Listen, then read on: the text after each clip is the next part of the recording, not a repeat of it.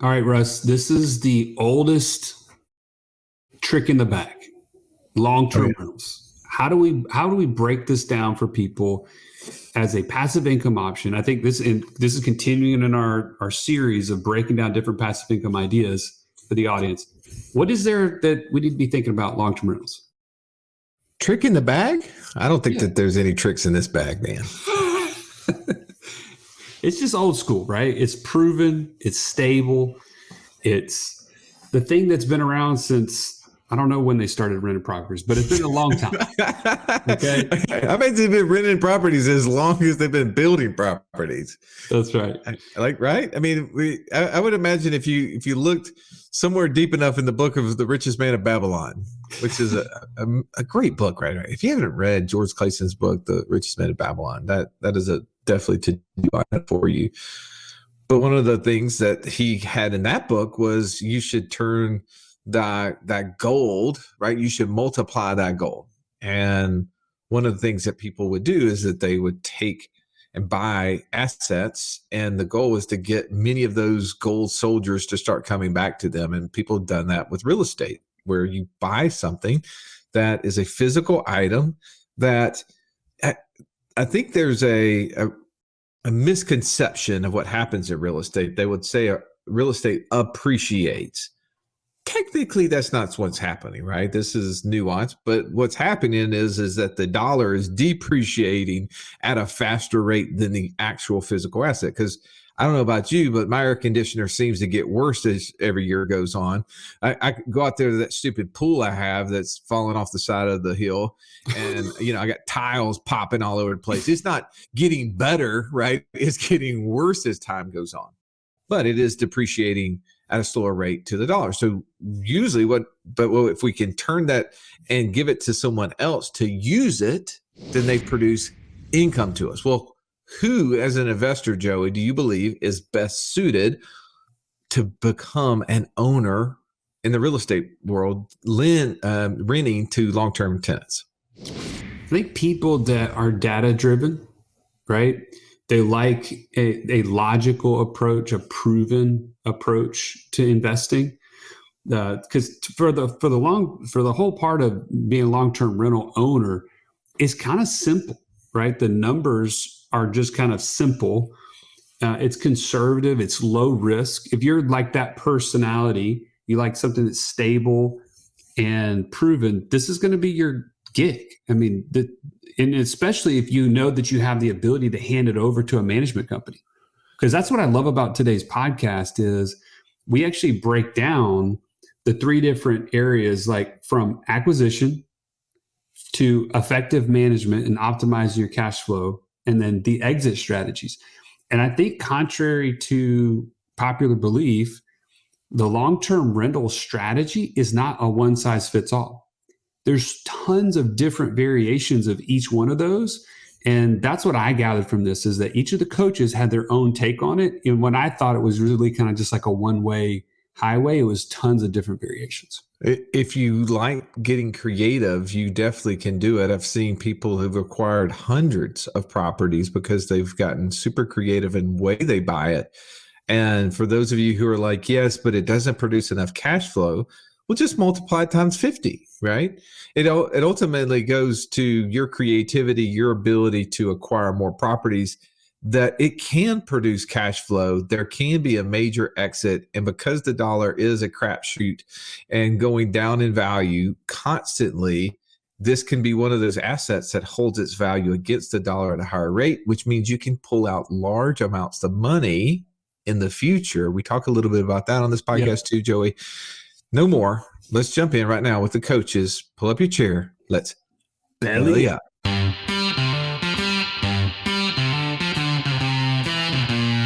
Welcome to the Wealth Without Wall Street podcast, your guide to understanding how to get out of the Wall Street rat race and start your own mailbox money lifestyle.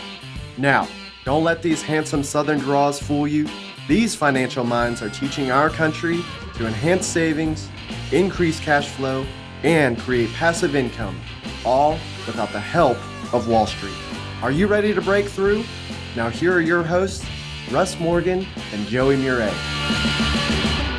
Welcome into the Financial Freedom Roundtable, where each week we break down complex financial topics so that you can more easily understand them and, more importantly, take action on your path to becoming financially free.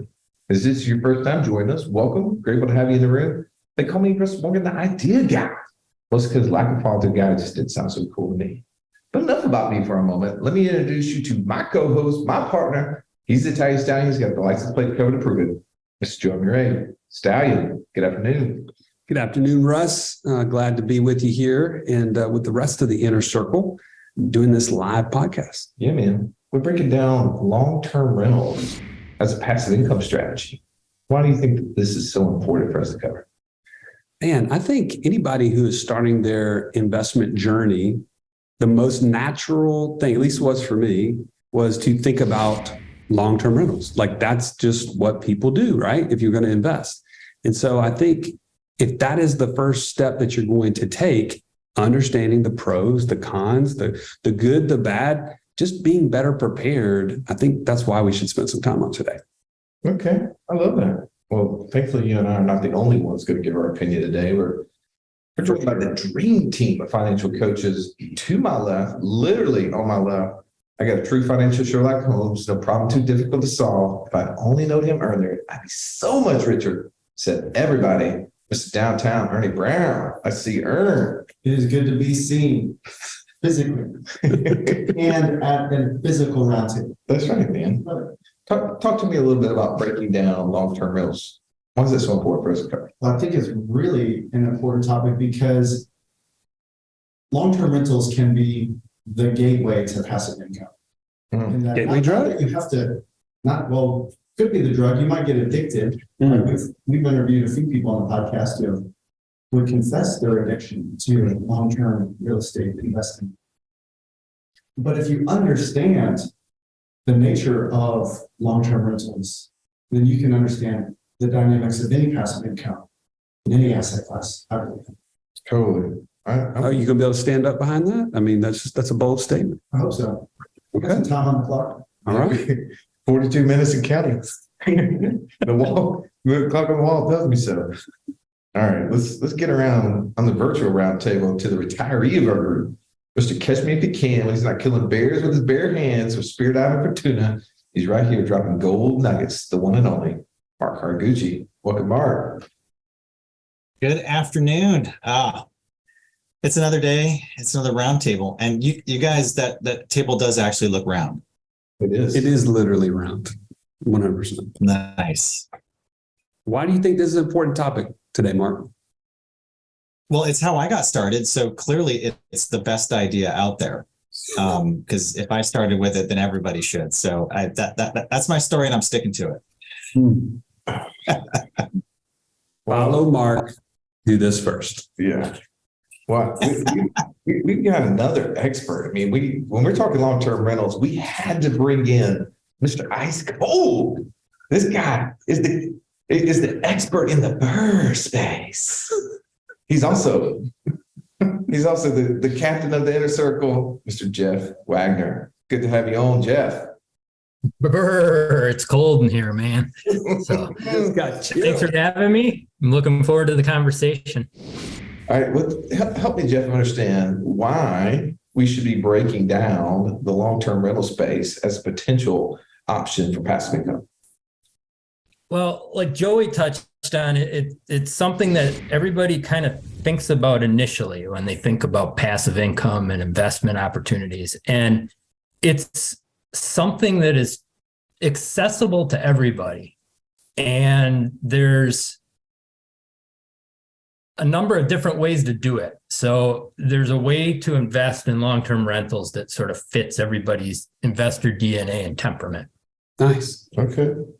I got to be honest. I feel like I'm going to be the contrarian on this thing all day long, right? Because I've said the story many, many times. Long-term rentals and me not friends. You know, like I know, like I mean, I don't know. Maybe it was that original experience, right? You have one bad experience, I didn't want to go back, man. I had this amazing deal that was not such an amazing deal. It cost me 11 years of my life. And I think it's so important for us to cover both sides of the coin, right? But well, there's pluses, there's minuses, and as Robert Kiyosaki says, there's a third side of the coin. I want to make sure that we cover all of them. All right.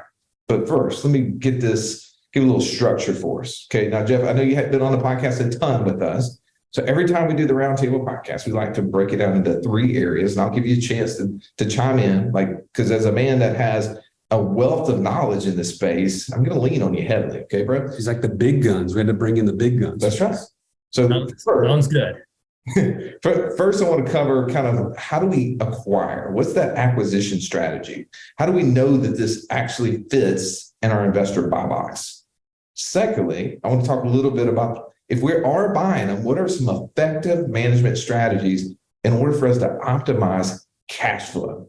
Because it has to cash flow, right? The objective is this as a passive income strategy, not as a strategy to acquire wealth, right? There's a lot of people who say, man, I just want to invest in real estate for the wealth growth, but we want to talk about it also as a way to build passive income. Lastly, we got to explore exit strategy. There's got to be a way to exit. There's going to be options to exit, and we need to think about what all those options are. And I'm going to be depending heavily on you two on the internet, because both of you have been investing heavily in the rental space and have thought through this way more than the Sally has. Guaranteed. There's no doubt. All right, Mark, I'm coming to you first. Help me understand acquisition and buy box. Where should I be looking for these, and how do I know if they fit in my investor buy box? When I thought about this first point, the immediate thing that popped into mind was a story of one of my good friends how she figured out acquisition and buy box, where she started with the goal, right? And if we go through our process, it's all about figuring out where are you trying to get to. So for her, she started with, how can I pay for my kids' private school? And she landed on long-term rentals, turnkey long-term rentals. So her goal was, okay, well, if each one creates X amount of cash flow, then I need to purchase enough of these so that I can then cover the kids' schooling. And so that was her buy box. And when she looked at acquisition, if you looked at where we grew up, the price to play was too high. The amount of capital to invest in the state of Hawaii was not necessarily conducive to the amount of growth and structure and the ultimate goal she was trying to accomplish at that time. So that drove her buy box to look outside of the state that we were living in. And so you really have to take a somewhat agnostic approach and not just stick with areas that you know, but go learn about some other areas, maybe meet some other people who are doing things that you're not doing so that you can learn more. And so that's how I approach that one, acquisition and buy box. You start with the goal, you figure out, okay, if I know what the goal is, I know what the problem is, now I can start to look for solutions that solve that problem. Love it. All right, Jeff, coming to you, man. As someone who's acquired 50 plus units over the years, talk a little bit about how you acquired them and how did you know that that was the thing for you to do so you could pour the gasoline on the fire? Well, I think anybody that's going into this has to, first off, set their mindset and expectations of what they're trying to accomplish. Okay. And be honest about where you're starting, what your starting point is, because, everybody's different. Maybe you have enough capital and you want to buy a property or two just to have on the side. Maybe you have sources of private investment where it's realistic for you to go in and scale up or buy a bigger unit, multifamily or something of that nature. So I think you start with those proper expectations. You asked, where we started and how we did it. Me and my business partner, we started buying 12 years ago. And we initially started by pooling down payment money. And we did that for 2 properties, and we suddenly realized, well, this is going to be a very short ride because we just don't have the funds to keep that model going. And we both wanted to scale up. And so we decided, we need to stretch ourselves. We need to learn how to use private money, private investors.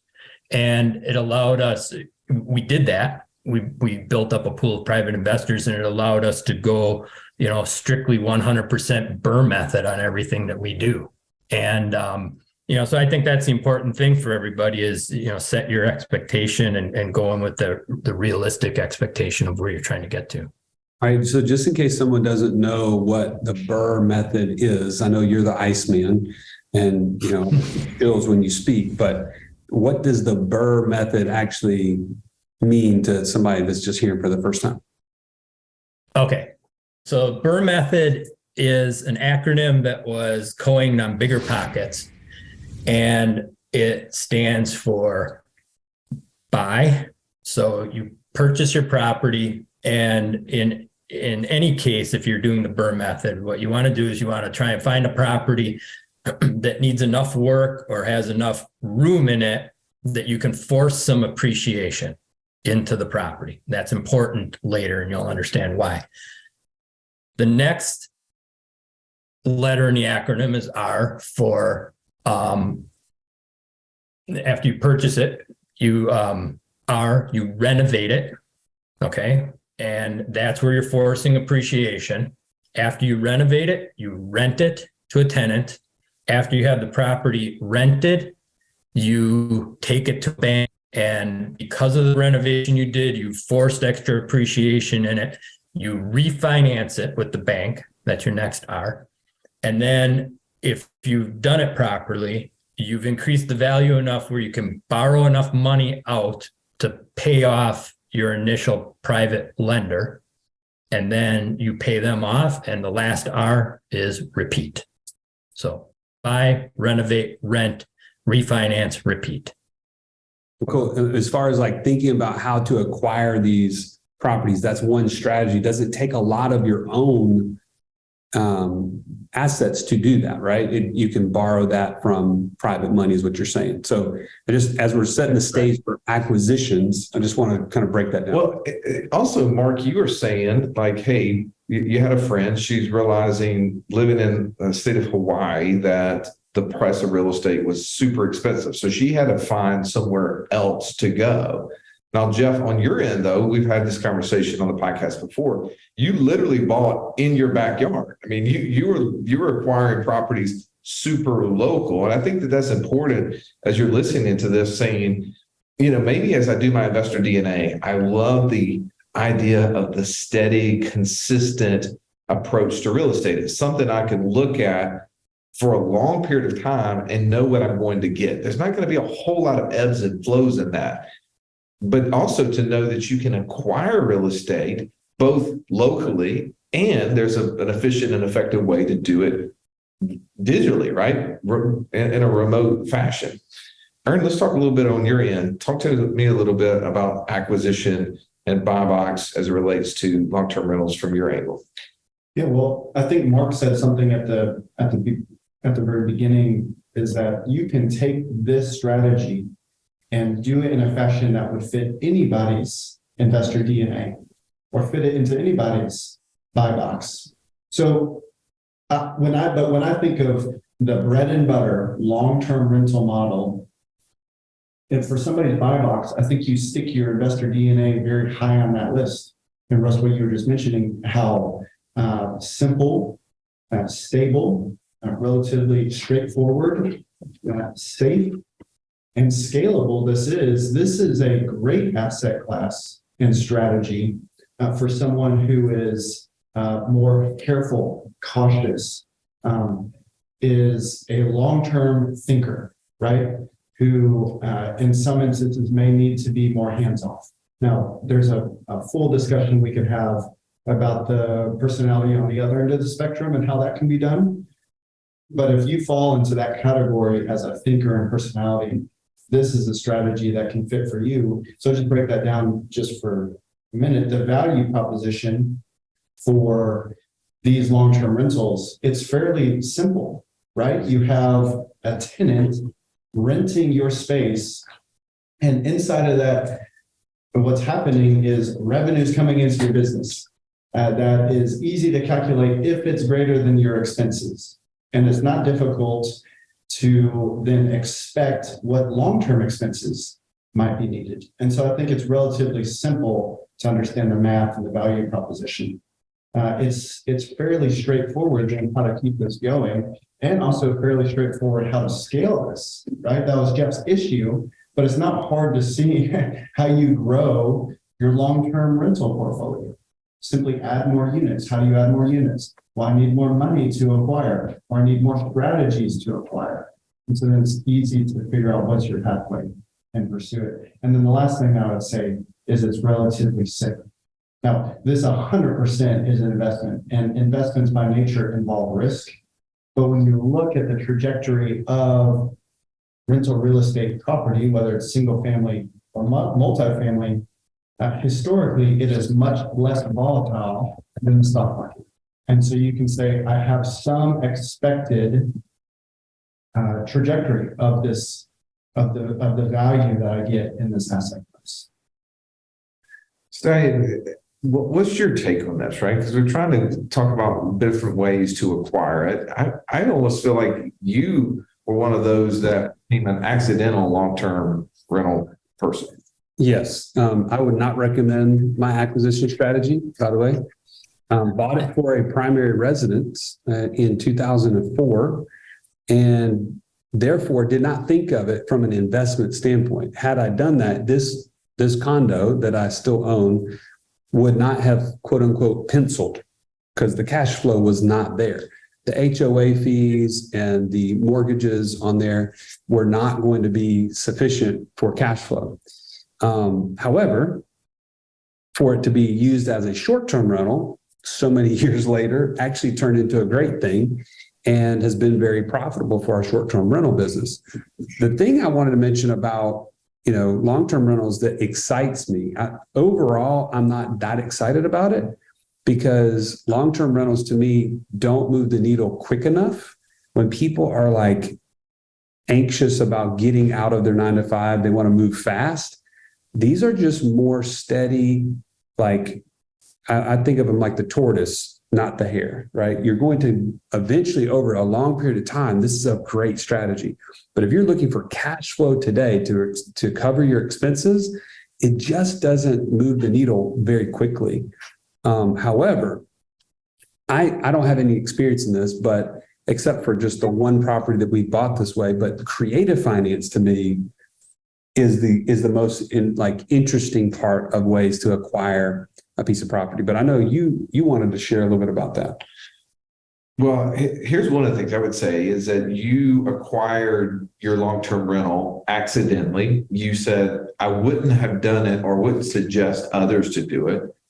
But it's only because of what you kind of followed that statement up with, that there was excess fees inside of the market space that you were in that did not make it a profitable situation. But I know a lot of people who have found that to be the easiest way to get into it, right? Because an investor loan oftentimes is a more expensive, requires potentially more down payment. That's right. Than a traditional residential mortgage loan, right? That's right. So I know a lot of people that actually find property that they will move in, especially maybe if they're younger, right? Less children, have acquired a lot less furniture and garbage, antiques, right? Memorabilia, all the things that we have as life has continued to add on. But that is their best way to acquire the property, that they're looking to find property, get in there for 6 months to a year, and then they turn around and go buy another property and put that one on the long-term rental market, right? They're getting the benefit of the lower down payment a lot of times, as well as potentially the lower interest rate because it's a personal home. Now, you talked about different acquisition strategies. I was just telling a friend of mine, they were staying at our house and we rode by the house that you and I bought in my neighborhood. And they were like, now tell me again about that. How you guys bought that? You bought that with something called subject to. What exactly is that? I was like, well, one, I'm not an expert. You can go and listen to many podcasts that we've done with Pace Mortgage on this very subject. But what we were able to do is purchase the property subject to their mortgage. What that meant is that we didn't assume their mortgage. Our names didn't go on the mortgage. their name stayed on the mortgage. We transferred deed title into our names, and we made the payments for that individual. They're like, dude, why would somebody ever do that? I was like, well, their objective was to be able to close fast and get the highest price point available to them. So by us buying it with better terms, we could close faster because we didn't have to go through all the underwriting phase that you have to do when you get a mortgage. We didn't have to pay all of those origination costs to start a new mortgage. We didn't, because we were able to negotiate the deal between us. We didn't even have to pay the fees to the real estate agents in order to close the deal. So we could close faster and give them more money, but yet us on the buy side got the best deal possible. And they were like, oh, now I start to see why it makes sense for the seller. It definitely made sense for you guys. And as we sold that property, it's the only thing that saved our bacon, right? That is the only reason why we end up making like $40-something thousand on that flip that we didn't intend to be a flip. It was because we were able to purchase it without incurring all of those excess fees. All right, let's talk a little bit though. Let's go into the next part. Let's talk about how we're going to manage it. How are we going to optimize the cash flow? Jeff, you're managing how many units right now? 58. 58. All right, let's talk a little bit about how do you optimize and manage 58 properties. For some people are like, oh, yeah, that's a lot. You probably have built systems and processes. Well, so first of all, this is really where investor DNA plays a huge role, because I'll tell you right now, self-managing units isn't for everybody. It works out great for me and my partners because of our DNA and skill sets. But the one thing I would say is you start at the very beginning, even when you have 1 or 2 units, and you have to treat it like a business. That's step one of optimizing everything that you do. If you treat it like a hobby, you're increasing your risk of failure. The second thing that we did to really optimize things is, Joey talked about this is a slow process. It's the long game that you're playing with the long-term rentals. And so we always looked at it from the perspective of, okay, we bounced up against a problem or an issue that we needed to solve. And when we did that, we thought about how are we going to solve this problem handle this problem when we have 100 units, even if we only had like 1 or 2 or a handful of units at a time. The third thing that we do that's important is this is a people business. No matter how much you don't want it to be, you have to deal with the wild card and variable of people, tenants and property managers and so on. So from our perspective, whenever we have a tenant issue, we don't let it linger.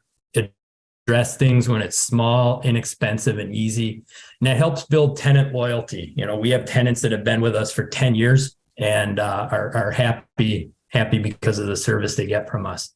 And then the final thing is really stay on top of your market and your rent ranges, and stay on top of your rent increases. I think that's one of the reasons that people get out of the business is they get behind where market rents are, and they're just not making much money on it because their expenses are growing, but they're not growing their revenue. So those are just a couple of things that we really look at to optimize what we're doing. If you've listened to our show for any length of time, you've heard us talk about infinite banking and how we were able to use that concept to create over $50,000 a month in passive income. But it's just not that easy to figure out, how does this all connect into my own personal system? Stallion, that's why we created the passive income operating system, bro. It shows you how to turn active income into passive income. It makes all the steps come together. If you would like to get access to it as a podcast listener, we've never given this away in public before. Go to what'swhatwallstreet.com/PIOS. There was nothing worse than walking into class when you're in school and the teacher saying, pop quiz day. Why? Because you were unprepared. Are you unprepared though for financial freedom? Don't be. Find out how close you are by taking our 30-second quiz at wealthwithoutwallstreet.com/quiz. Man, that was great. Thank you so much. And obviously, your expertise in this is super deep, and I want to dig over here to you, Ern. Talk to me a little bit about kind of from your end, right? You have a multifamily project. How do you look at effectively managing it and then also looking to optimize its cash flow? Yep. Well, all those things that Jeff just laid out I can't improve upon that. I'd say as I thought about all those things and my goals, I realized I did not want to be the one doing that.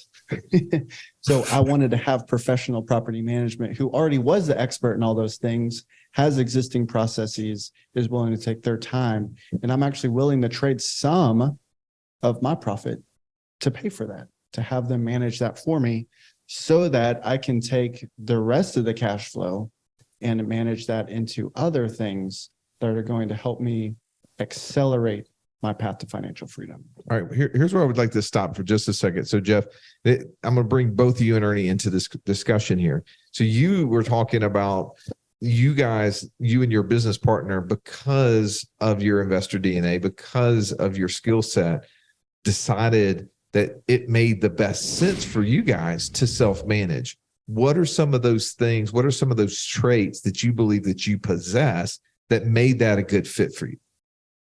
Well, for those of you that know me and have worked with me for a little while, you might see that I'm a little bit of a control freak and systems guy and spreadsheet numbers guy. So that evolved into my role in the business, and we were blessed with a very complementary skill set. My partner is a real estate agent, and he's a interactive people person, so he does a lot of the interaction with the tenant. So it was a nice blend. So we've got everything covered. So that was really a big part of my decision making, and our decision making is, I guess I have weakness being a control freak. All right. What about you, Aaron? Well, I won't speak to me personally, but it does make me think of a lunch that I had a year ago with a friend of mine who had lived in a home, moved out and turned that into a rental. And he was facing the same question. His DNA would make a good manager because he's fairly detail oriented, is not going to be totally hands off or aloof. So he was juggling. I could be a good property manager. And actually one thing he was telling me he would want to do is be involved in the projects when things break in the house. He actually doesn't mind and would enjoy doing that. And in our conversation, I asked him some questions just around his interest in doing things like that. And I said, well, two options. You can pay for somebody to do those things for you, or you can do them yourself. He said, actually, I want to do those things anyways. I think that'd be a good side hustle for me to build up some more active income, do some of those projects. I said, well, okay, great. Do you think that would be possible for you to get some of those side projects from other people, not your property, on things that they want done, not need done, at times where you're available, not have to be available, and make more money doing those things than you will save if you were paying a property management company? And he said, yeah, probably. I said, well, why don't we remove the things you have to do and set you loose to pursue things you want to do, make more money than you would give out otherwise.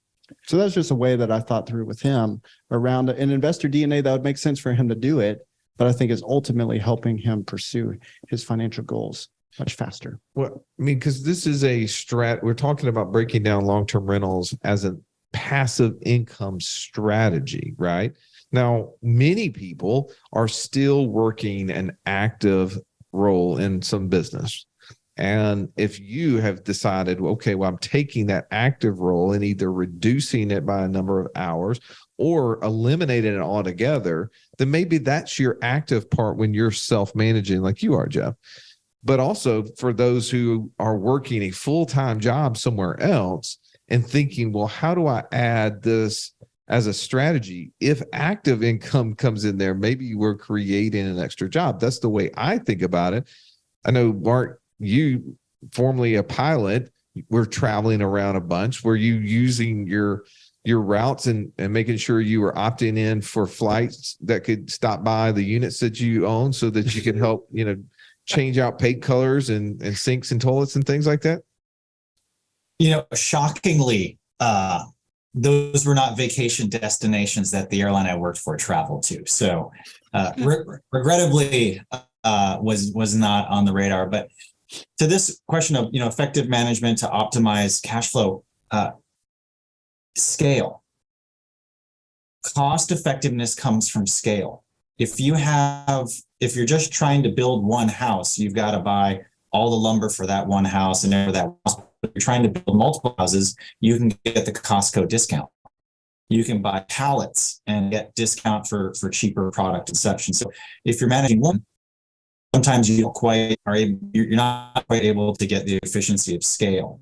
The other thing I would throw in there too is if you only have one property and that thing goes vacant, your vacancy just went to 100%. And that seems like an extremely horrible place to be. If you have two properties and one of them goes vacant because, let's face it, there's turnover, well, now you're at 50% vacancy.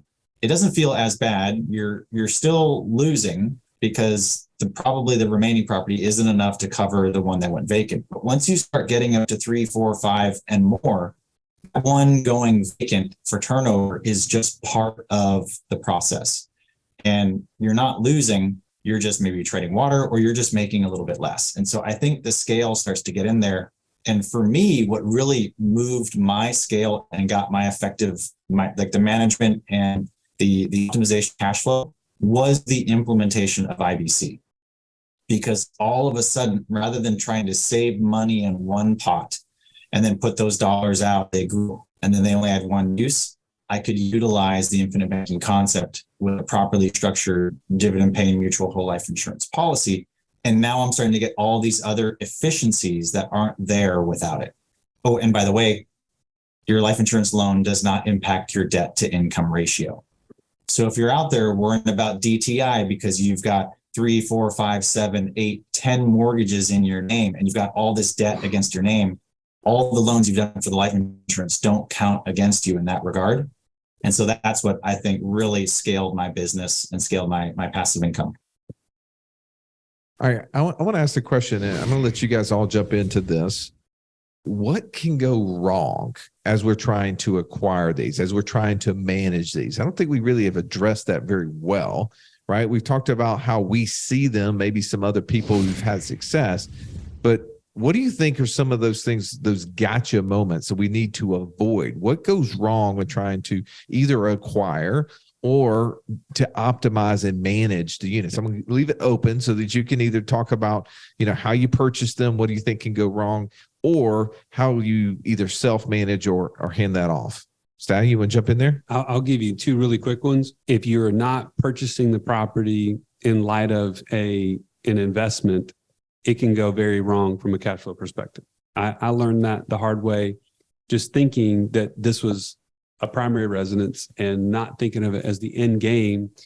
When I had to switch it to that because the market got so soft and we had to move, it just wasn't a good investment. The second thing that can go wrong is if you're like me and you literally cannot turn a screwdriver practically, self-management is not an option. Don't even go there. Don't even try, because everything can go wrong when you try to self-manage. To save $1 here, you're going to end up spending $2 to get it repaired. So that's my very limited experience on that. How about for either you, Mark, or Jeff? Give me something that can go right, but also give me something maybe that can go wrong in either one of those areas. Well, you said what can go right. If operated correctly, it's a slow and steady wealth building tool. And, it's tried and true and proven, and, it will produce for you given enough time. What can go wrong is, I think it all starts with how people approach it. And if you treat it like a hobby and a sideline, you're increasing your chances for risk and problem. But if you approach it, like Joey said, as an investment and think of it as a business, it's going to help you get your systems and operations in place and where they need to be. If you're not a self-manager and you're bringing in outside management to try and free up your time, I think where a lot of people can get in trouble with that is failure to manage the manager. Because, like I said earlier, this is a people business. Whether you're dealing directly with your tenants or whether you're sandwiching a manager in between you and the tenants, if you fail to communicate and manage with one of those parties, nobody's watching the store, and that's where things can go bad on you. So, Marcus. Oof. Wow. There's so many ways it could go wrong. For example, I have a lawsuit in an Eastern Seaboard state because it went so wrong. And the reason it got better was because I stayed on top of them. It could have been a lot worse. They could have completely ran away with all the money, but instead, because I was actively managing, saying, hey, here's a timeline. What happened to this timeline? Hey, show me photos. Hey, I'm sending in my independent inspector. I don't want to trust your inspector. I want my own. And so, like Jeff said, this is a business. It's not a hobby. I think the other place that you can fall short is if you let that one bad experience dictate the rest of your experience, you could be missing out on a really good opportunity. There's always going to be a lemon that comes off the production line. It's a bummer if that's the first one you buy, but it's going to happen. And so I've had two properties. I've had several properties, and they've all been running good. And finally, one of them went vacant. Actually, it was a brand new one, and the guy didn't pay rent for 10 months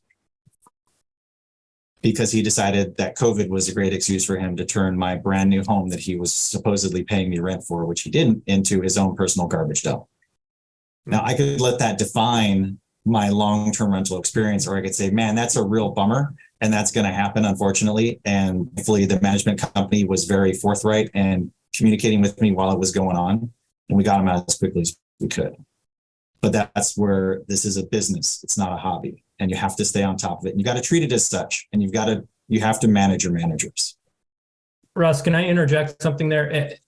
Mark, that's a great point that you brought up. Unfortunately, that happened with you with the tenant, the non-paying tenant, and whether somebody decides to self-manage this or they're working with a manager, tenant screening is of paramount importance. Okay, because everybody's got everybody has life that happens to them, and some people unfortunately really take advantage of that and play the game and play the system. So if you're self-managing, do your due diligence on the screening. And if you have a manager, communicate with them and make sure you understand what their process is and that they're doing full due diligence for you. Ern? Yeah, I agree with all of those things. I'll just go a little bit bigger, higher. Some things that can go wrong. Over the past few years, we've seen some of this, some risks that we face. That I face, that we all face owning long-term rental real estate, is the threat of government imposing rules, whether that be rent ceilings, whether that be eviction moratoriums that take investors out of the driver's seat of managing their businesses. The threat of government intervention upon businesses, that's a big risk. Another thing that is more of an internal risk is how you choose to finance those things, right? How many stories are we hearing? I mean, I'm hearing a lot of investors who have chosen really in a low interest rate environment, adjustable rate mortgages that are now facing rapid increase in rates that are now moving them to a very squeezed cash flow position and potential negative cash flow position on their properties. But what can go right if you avoid those things, and this is what gets me excited, even though long-term rentals is a slower, more steady pace, I don't think that it's the cash flow from these things that makes you enormously wealthy. I think it's the multitude of factors that go in and the opportunity to harvest the equity out of those properties to go get more rental real estate or other projects that then rapidly accelerate your pace and keeps the cash flow continuing to come in. That's a huge opportunity. I was waiting for one of you guys to talk about that. One of the strategies in which you could acquire a property would be through the use of borrowing against another property, right? A property that someone else has paid down. I think another thing that didn't get mentioned here, Joey, is you didn't mention how you went from $950 a month in your long-term rental to $1,150 in a month, right? How is it that you all of a sudden got an extra $200 a month from your unit that you hadn't been getting up to that point? This is cheating. What do you mean? Because you gave access to a short-term rental operator. That is true. I don't think people even think about that, right? As a long-term renter or owner of rental property, there's a strategy out there that maybe you haven't even considered. There's people that have listened to our show who've said, man, rental arbitrage. I want to get into the short-term rental business like you two knuckleheads did, right? Where you didn't own anything, you just rented it. Yeah. Well, think about that as if you were going to buy property in an area. You don't want to be a short-term rental operator. You don't want to deal with all of that, but you are willing to allow a short-term rental operator to rent from you, put a quality product inside of your unit, which I think is a benefit, by the way. Your unit has never looked so stinking good. That is true. When we got that thing, it was a dog, bro. Like, I think you had a room that was painted like beige and another one that was painted like mauve color. It was like fuchsia. Let's be honest. It was horrendous. That thing looks so money. Like, you right now, if you decided you wanted to sell it, you wouldn't even have to have a photographer come and take pictures. You would just take the pictures off our short-term rental ad and post them on whatever sites you wanted to sell them on. True? That's true. So I think that there's an idea there. If you're looking to be in the long-term rental game, maybe you could buy property in a certain area that would be attractive to short-term rental operators and market specifically to the short-term rental operators. Who's talking about that? Is that something you've heard before? No, that makes a lot of sense. And I do think they're willing to pay a premium to have access to your property because it may be a little bit more difficult for them to find that perfect place in that good location where they can operate their business. So that's a good point. All right. There's one for you for the idea guy. Fair point. All right. Let's. We're almost out of time. We've talked about the acquisition strategy. We've talked a little bit about effective management and ways to optimize the cash flow. Let's round this out with exit strategy. Jeff, you got 58 properties, you said. Clearly, you've thought through an exit strategy to this. Would you mind sharing it with us? Yeah, I have. And I started with the exit strategy when I put my plan together because years ago, prior to this portfolio, I had been involved in some multifamily investments as well. I got out of those. And when we started buying in 2012, it was coming out of the recession. And prior to that, single family homes never really worked from a rent standpoint and price standpoint. Well, that all changed with the downturn. And I decided to focus on that market because on an outright exit where I want to sell my properties and get out, if I'm in multifamily, I pretty much have one option. I can sell it to another investor. And investors generally don't want to pay premiums for things and so forth. But I looked at the single families and I decided that I have essentially 3 exit strategies on this. I can keep my tenant in place and I can sell the property to another investor. Or I could sell it to the tenant. Or the third strategy is I could move the tenant out, fix the place up, and sell it retail. So, 2 of those options, selling to the tenant or selling it retail, potentially get me a premium. And then, so I looked at the multiple exit strategy. And Russ, I want to touch on something you said before. You said we hadn't really touched on the refinancing properties. I kind of classified this under exit strategy because there's two ways to sort of exit or benefit on your properties. One is an outright sale, but then you're dealing with capital gains and you get all of your money. But there's two ways that you can harvest your equity, which I kind of view as a pseudo exit. One is a 1031 exchange, where you can sell it and exchange it tax-free into another property, or you could refinance your equity out and put it into a new property. So, by the way, I want to add on to that. If you're just looking at the possibility of refinancing to get access to your equity, that to me is something I've not done yet, but I think from looking at Robert Allen's book on this very subject, he talks about how if you had a property today and 10 years from now, you refinanced and got 100K, let's say, of equity out of that property, it would be the equivalent of a tax-free income from that property.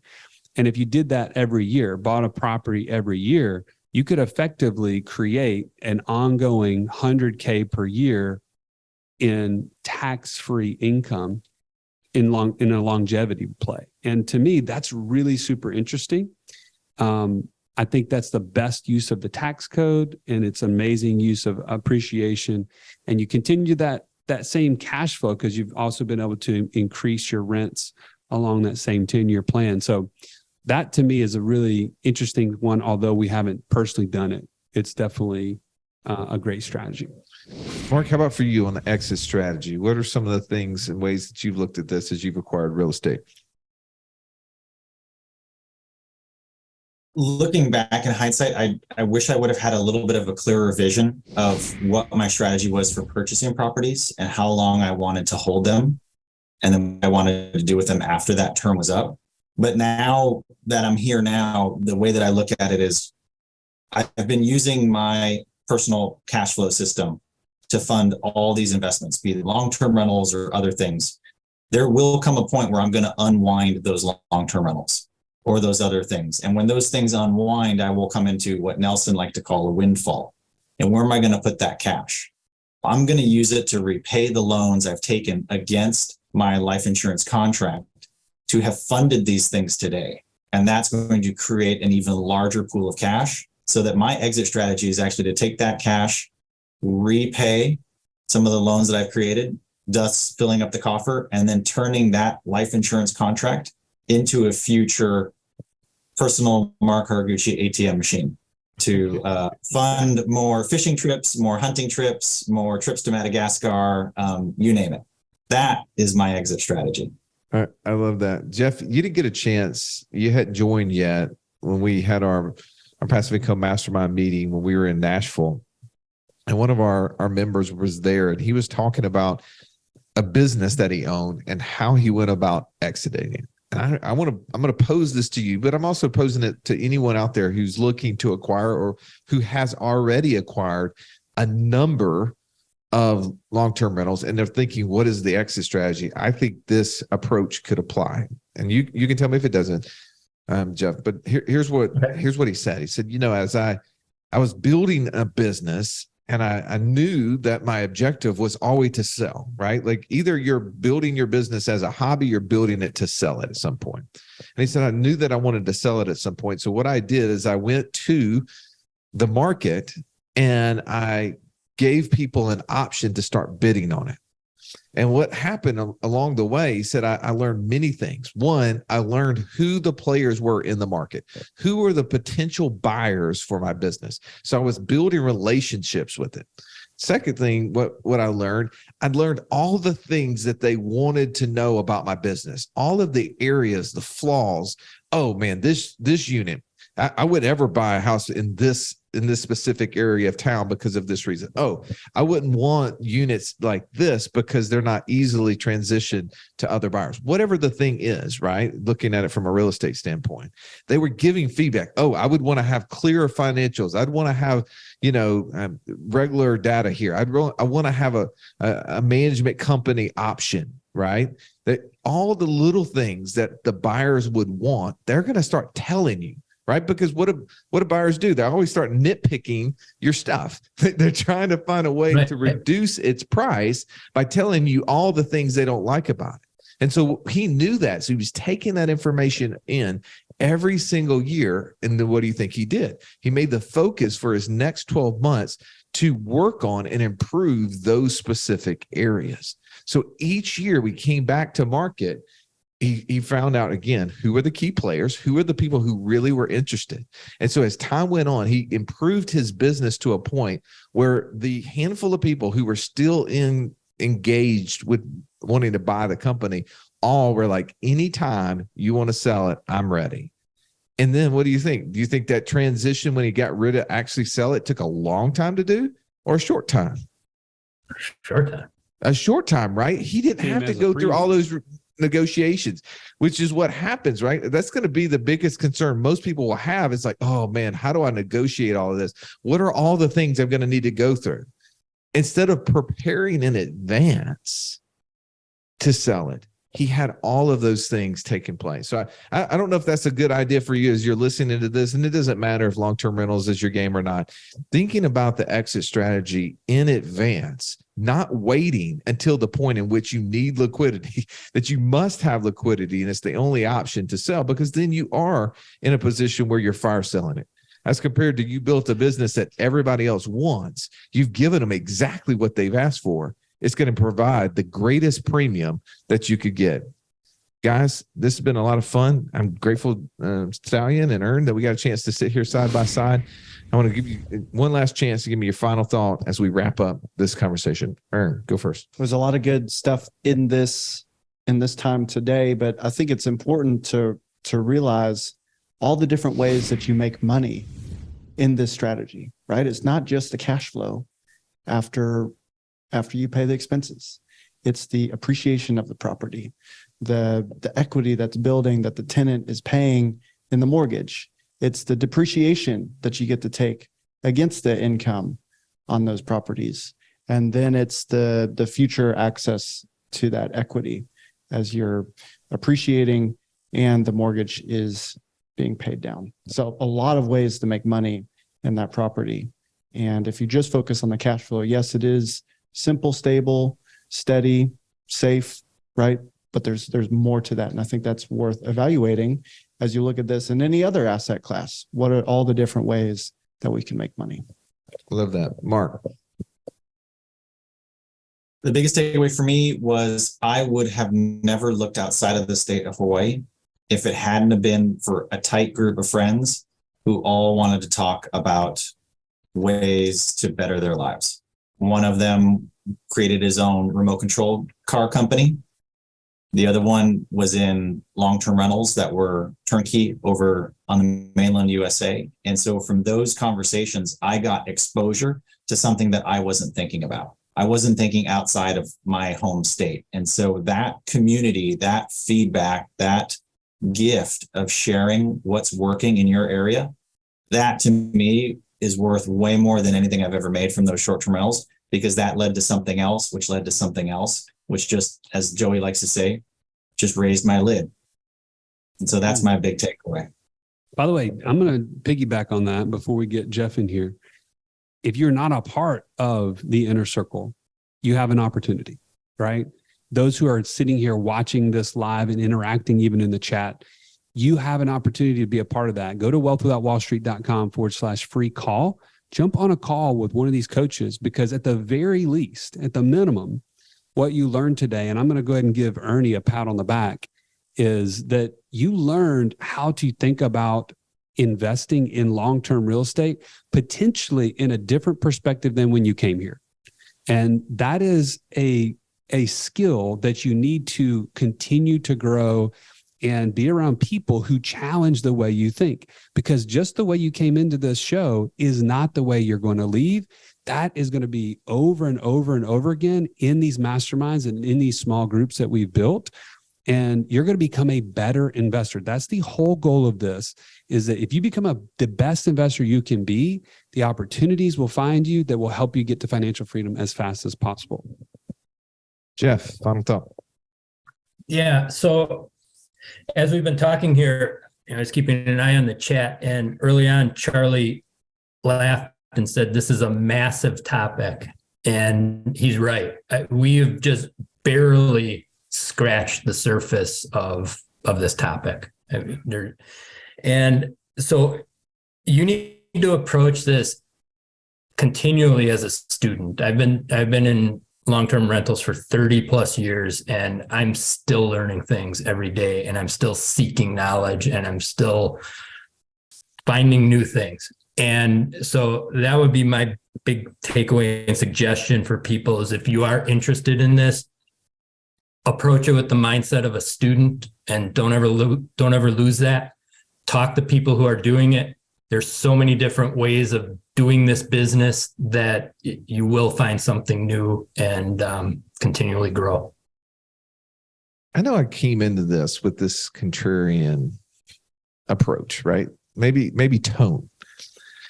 Stallion, Always. We've looked at the books of banks, and we've found that the number one asset that are on the bank's books are what? Life insurance. Life insurance. Cash value life insurance. The second largest item on their books are what? Real estate. Real estate. And I'm okay with that. Like I'm thinking that, I'm like, hey, maybe I have to invent an idea for myself while talking on this podcast of what's going to get me excited about getting into the long-term rental space. And we've also talked that there's other options. There's options other than just long-term, just short-term. There's something called midterm rentals, which can be an option in and of itself. So I'm excited about what you've learned today, because I know that this, as Stallion said, is maybe something that's raised your lid. If this has been valuable to you, please like, rate, review the show, share it with somebody. The way we beat the big tech algorithm is by you taking time to do that one thing for us. Thank you for listening to the episode. Have an amazing day. This has been the Wealth Without Wall Street podcast. Don't forget to subscribe to the show to break free of the Wall Street mindset and begin building wealth on your own terms in places you understand, so that your wealth will never run dry. See you next episode.